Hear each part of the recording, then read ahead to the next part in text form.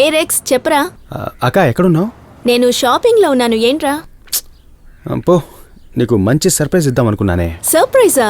ఏంటా సర్ప్రైజ్? నువ్వు పని చెయ్యి, నువ్వు షాపింగ్ ఫినిష్ చేసుకుని నేరుగా కాఫీ డేకి వచ్చాయి. సర్ప్రైజ్ అంటూ అక్కడ తెలుసుకుందు గాని. ఓకే సరేరా, నేను బయలుదేరి వస్తున్నాను. త్వరగా వచ్చాయి. ఇక మనం వెళ్దామా? రా.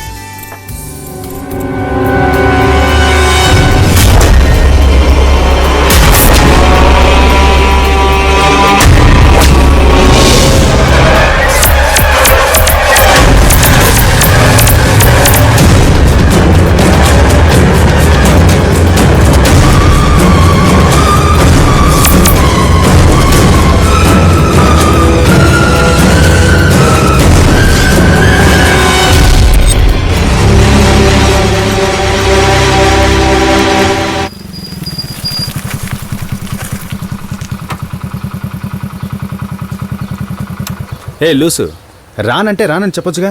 నీకోసం ఎంతసేపు అక్కడ వెయిట్ చేయాలి? నా పరువంతా పోయింది. నోరు విప్పి మాట్లాడవే. వద్దు రెక్స్, నాకు అమ్మాయి నచ్చలేదు. ఏంటి భార్గవి నచ్చలేదా? అంటే నువ్వు కాఫీ షాప్కి వచ్చావా? వచ్చాను, చూశాను, కానీ నాకు ఆ పిల్ల నచ్చలేదు. అదే ఎందుకని అడుగుతున్నా.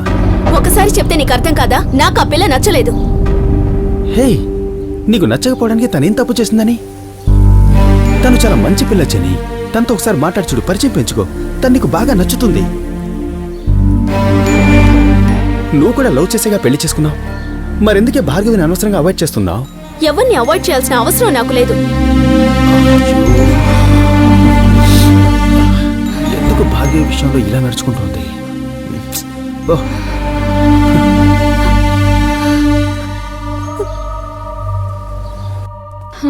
ఒక సినిమా లేదు, పాడు లేదు. ఉమా, నా క్యాప్ ఏది? ఆ సోఫాలోనే ఉంది చూడండి. ఓ, అన్నిటికీ మనుషులు కావాలి నీకు. అయ్యో, చూసేశారా? గోవింద. అవును, మొన్నే కదా ఈ సినిమా రిలీజ్ అయింది. అప్పుడే మన ఇంట్లోకి ఎలా వచ్చింది? ఇది కూడా తెలుసుకోకుండానేనా ఇన్స్పెక్టర్ గా ఉన్నారు? తప్పే జరగకూడదని భావించే పోలీస్ ఆఫీసర్ ఇంట్లో దొంగ సిడీలో సినిమా చూస్తున్నావా? నేనెవరినో తెలుసు కదా. నేను 15 ఏళ్లుగా చూస్తున్నాను కదండి.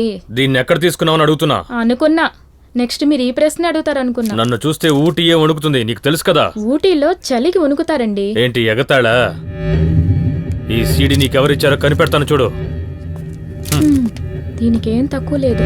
పాపం ఆ సీటీ కొట్టువాడు.